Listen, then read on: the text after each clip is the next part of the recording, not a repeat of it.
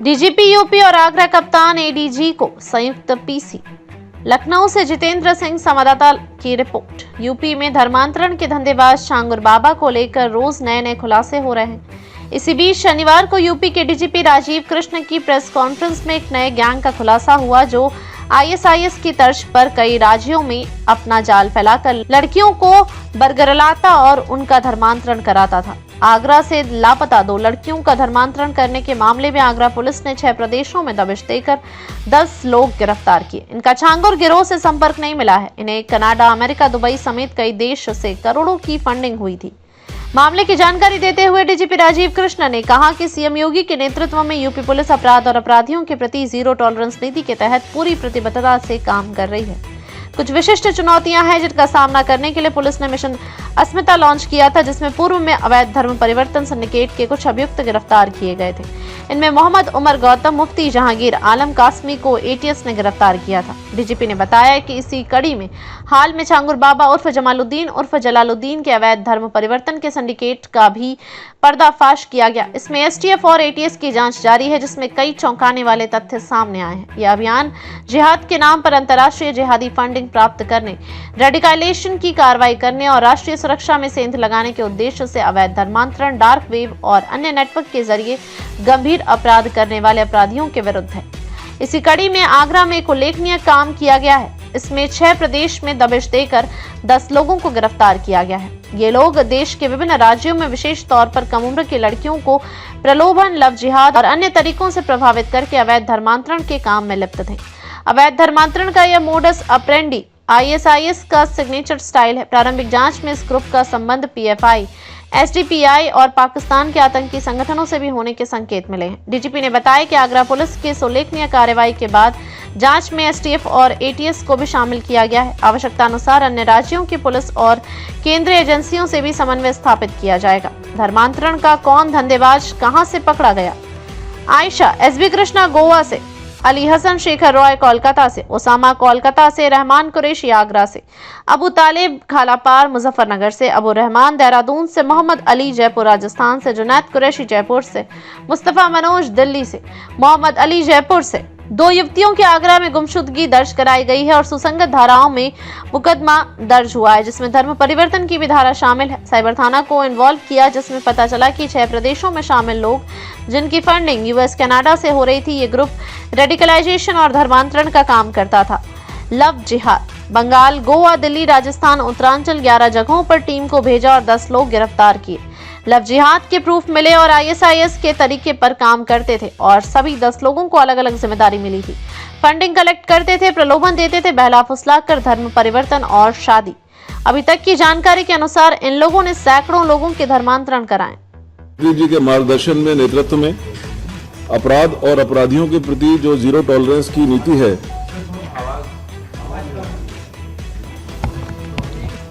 उत्तर प्रदेश में माननीय मुख्यमंत्री जी के नेतृत्व और मार्गदर्शन में अपराध और अपराधियों के प्रति जीरो टॉलरेंस की नीति में यूपी पुलिस पूरी तरह से प्रतिबद्धता से कार्य कर रही है। जीरो टॉलरेंस की इस नीति के तहत ही उत्तर प्रदेश पुलिस ने न केवल 25 करोड़ लोगों की सुरक्षा उपलब्ध कराने की, बल्कि सभी पर्व और त्योहारों को शांतिपूर्वक संपन्न कराया है और कराने में सक्षम है।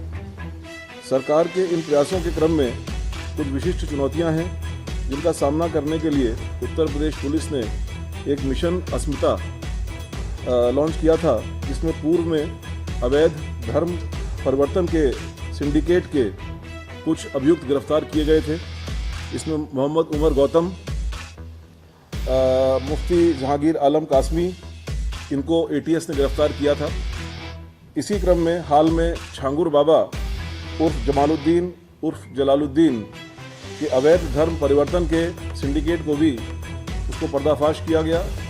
एसटीएफ के द्वारा और एटीएस के द्वारा उसकी इन्वेस्टिगेशन जारी है, जिसमें कई चौंकाने वाले तथ्य सामने आए हैं। यह अभियान जिहाद के नाम पर अंतर्राष्ट्रीय जिहादी फंडिंग प्राप्त करने, रेडिकलाइजेशन की कार्रवाई करने और राष्ट्रीय सुरक्षा में सेंध लगाने के उद्देश्य से अवैध धर्मांतरण, डार्क वेब और अन्य नेटवर्क के जरिए गंभीर अपराध करने वाले अपराधियों के विरुद्ध है। इसी कड़ी में जनपद आगरा में हाल में ही एक उल्लेखनीय कार्य किया गया है, जिसके बारे में अभी कमिश्नर पुलिस आगरा डिटेल में बताएंगे। इस कड़ी में 6 प्रदेशों में साइमल्टेनियस दबिश देकर के 10 लोगों को गिरफ्तार किया गया है, जो कि देश के विभिन्न राज्यों में विशेष तौर पर कम उम्र की लड़कियों को प्रलोभन, लव जिहाद और अन्य तरीकों से प्रभावित करके धर्मांतरण के कार्य में लिप्त थे। अवैध धर्मांतरण का यह मोडस ऑपरेंडी ISIS का सिग्नेचर स्टाइल है। अभी तक प्रारंभिक जांच में इस ग्रुप का संबंध PFI से, SDPI से और पाकिस्तान के आतंकी संगठनों से भी होने के संकेत मिले हैं। जनपदीय पुलिस आगरा द्वारा की गई इस उल्लेखनीय कार्रवाई से इसमें अब आगे उत्तर प्रदेश की जो विशेषज्ञ एजेंसियां हैं STF और ATS, उनको भी शामिल किया गया है और आवश्यकता अनुसार अन्य राज्यों के पुलिस और केंद्रीय एजेंसी से भी समन्वय स्थापित किया जाएगा। अभी तक इसमें कनाडा, अमेरिका, लंदन और दुबई से फंडिंग के और उनके संलिप्तता के उनके वहाँ पर रह कुछ लोगों के साथ में संलिप्तता के सबूत मिले हैं, जिसके आधार पर आगे की कार्रवाई की जा रही है। धन्यवाद। SSP आगरा। 2 सगी बहनों की गुमशुदगी। आप इधर आइए। इस वर्ष में मार्च माह में आगरा के सदर बाजार थाने में 2 सगी बहनें जिनकी उम्र 33 वर्ष व 18 वर्ष थी, जिनका नाम अमीना और जोया था, उस संबंध में सदर बाजार थाने में गुमशुदगी दर्ज कराई गई। इस प्रकरण की गंभीरता को देखते हुए उसको जो NDS की धारा है 87, 111, 3, 111, 4 जो BNS हमारी है भारतीय न्याय संहिता, उसकी इन 3 धाराओं में और 3/5 उत्तर प्रदेश विधि विरुद्ध धर्म संपरिवर्तन प्रतिषेध अधिनियम 2021 जो बनाया गया धर्म परिवर्तन के लिए, इसके अंतर्गत मुकदमा रजिस्टर्ड किया गया सदर बाजार थाने में। तत्पश्चात जो हमारा साइबर थाना है, साइबर थाने में इसको ट्रांसफ़र किया गया और इसके बारे में पूरी जानकारी DGP सर को और ADG LO सर को दी गई। इसके बारे में घटना के जब हम लोग तह में गए, जब इसको दिया गया, इसीलिए साइबर जो हमारी साइबर थाना है उसको, तो घटना के तह में जाने पर पता चला कि कई प्रदेश में कम से कम 6 प्रदेश ऐसे थे जहाँ पर जो लोग बैठे हुए थे, वहाँ पर ये लोग रेडिकलाइजेशन को बढ़ावा दे रहे थे, लव जिहाद में संलिप्त थे और इसकी फंडिंग विदेशों से होती है, जैसा सर ने बताया कनाडा से, US से इनकी फंडिंग हो रही थी।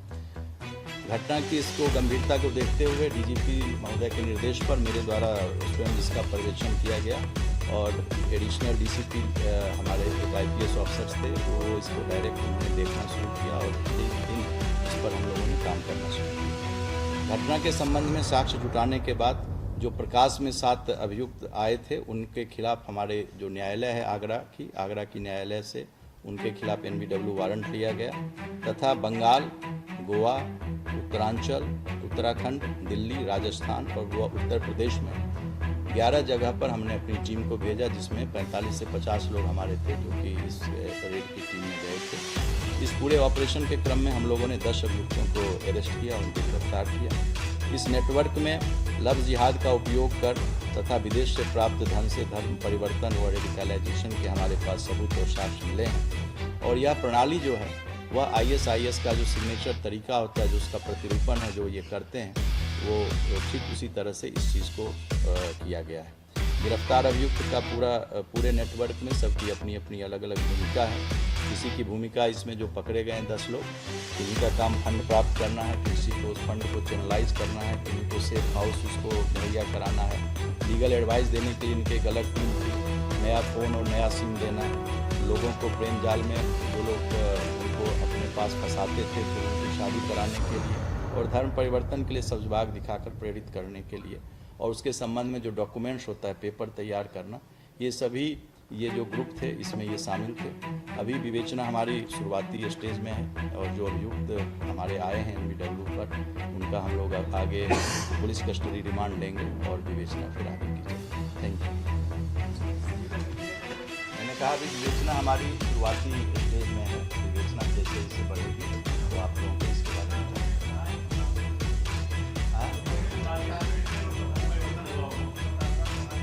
मतांतरण जो अभी तक की जो हमारी जानकारी है उसमें जो इन लोगों से अभी तक शुरुआती पूछताछ हुई है तो इसमें सैकड़ों लोगों के नाम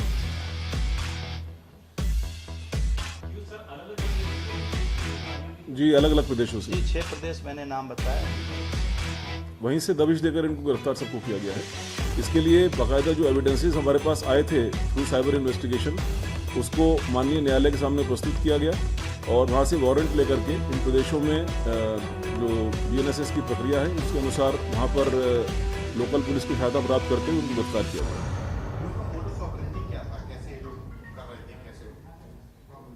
अगेन जैसा कि मैंने आपको बताया कि इसमें अलग अलग मॉड्यूल्स कह लीजिए कि हैं और इन मॉड्यूल्स में अलग अलग लोगों का अलग अलग रोल है और उसी रोल के तहत फंडिंग प्राप्त करना, उसको चैनलाइज करना, सेफ हाउसेस को एंगेज करना, ट्रांसपोर्टेशन के लिए अलग यूनिट रहती है और जो फ्रंट एंड पर है उसमें रेडिकलाइज करने के लिए अलग लोग हैं।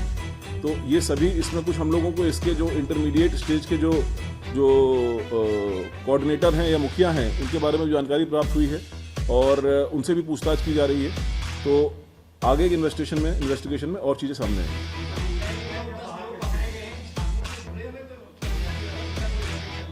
ये अभी तक दोनों के बीच में कोई कनेक्शन सामने नहीं आया है। अभी तक ये ग्रुप सेपरेटली ऑपरेट कर रहा था लेकिन इसका जो फुटप्रिंट है वो कम से कम इन 6 स्टेट्स में तो था ही और बाकी भी आगे इन्वेस्टिगेशन सामने आएंगी। जी आगरा का जो मास्टरमाइंड है वो गिरफ्तार हो गया है। नाम सबके बता देते हैं।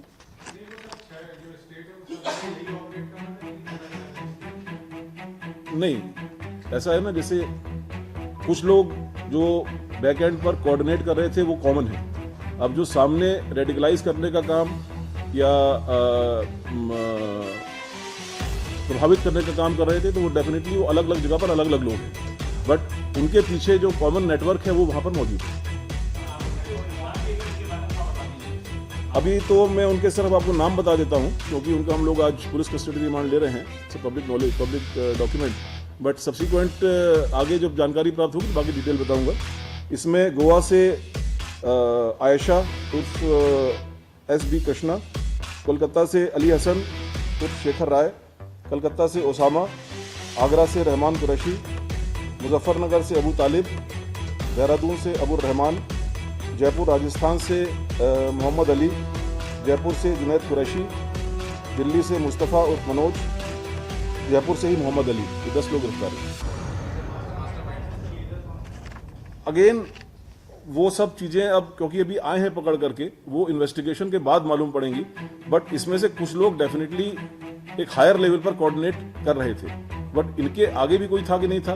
फंडिंग वगैरह के नाम हमारे पास आए हैं, कुछ जो अकाउंट्स की डिटेल आए हैं विदेशों के, उनके डिटेल्स आए हैं, उनको हम लोग फर्दर एक्सप्लोर कर रहे हैं, इन्वेस्टिगेट कर रहे हैं, उसके बाद आगे मालूम पड़ेगा क्या पूरी चीज़ है।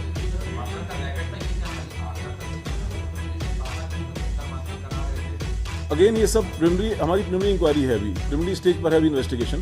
तो जो इनसे जो प्रारंभिक बातचीत हुई है उन्होंने इस चीज़ को काफ़ी जगहों पर करना और उसमें कई लोगों को सक्सेसफुली कन्वर्ट करने की बात स्वीकारी है, उनको वेरीफाई किया जा रहा है और वेरिफिकेशन के बाद जो एक पुख्ता जानकारी होगी आपसे शेयर की जाएगी।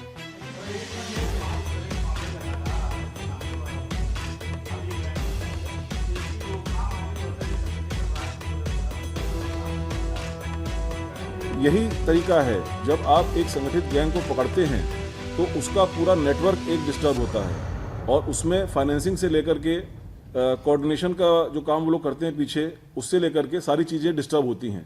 सबसे इफेक्टिव तरीका किसी भी ऑर्गेनाइज्ड क्राइम को पकड़ने का उस क्राइम की गहराई तक, सतह तक, तह तक जाना और उसके पीछे सम्मिलित जो अपराधी हैं उनका पर्दाफाश करना, उनके विरुद्ध वैधानिक कार्रवाई करना है, वही कार्रवाई की जा रही है।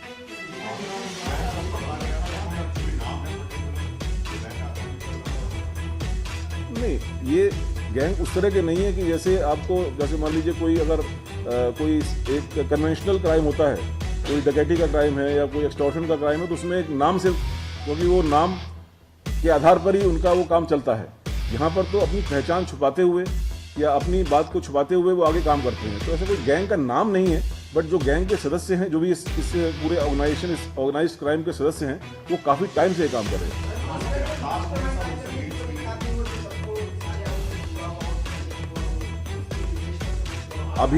अभी प्रारंभिक स्टेज है इन्वेस्टिगेशन की। डेफिनेटली इस फूड चेन में ऊपर कुछ लोग होंगे। उन फूड चेन तक, ऊपर के लेवल तक पहुंचने में इन्वेस्टिगेशन की कड़ियों को आगे मिलाना भी होगा। उसमें इनकी इंटरोगेशन रिपोर्ट्स भी तैयार होंगी, उनकी इंटरोगेशन भी होगी, चीज़ों को वेरिफिकेशन भी होगा, और उसके बाद ही जो आपका प्रश्न है उसका आंसर मिल पाएगा। जी हाँ, कुछ लीड्स मिली। नहीं, वो अभी मैं शेयर नहीं कर सकता। वो अभी अंडर लाइव इन्वेस्टिगेशन है। जो अभी ऐसी लीड्स जिनमें हमको मिली हैं, उनको भी मैं शेयर नहीं करना चाहूँगा।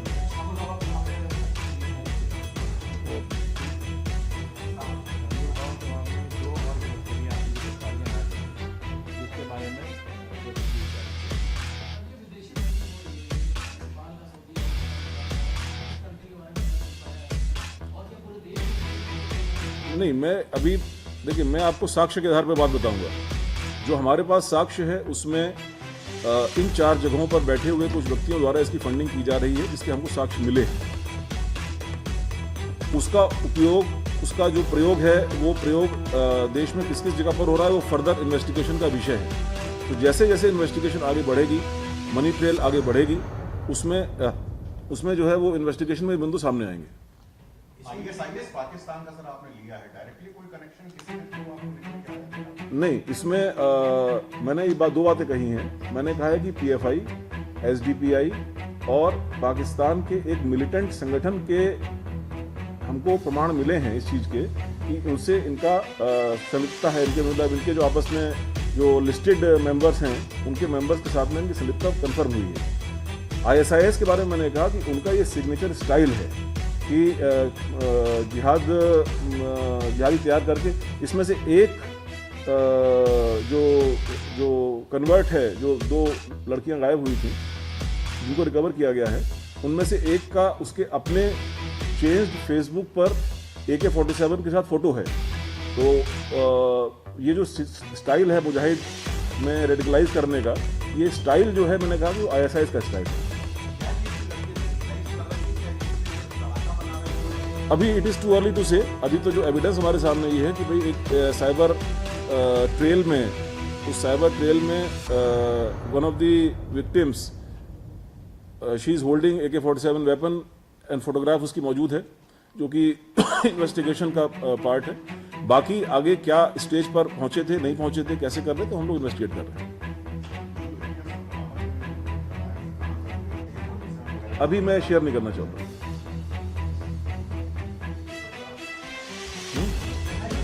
Thank you.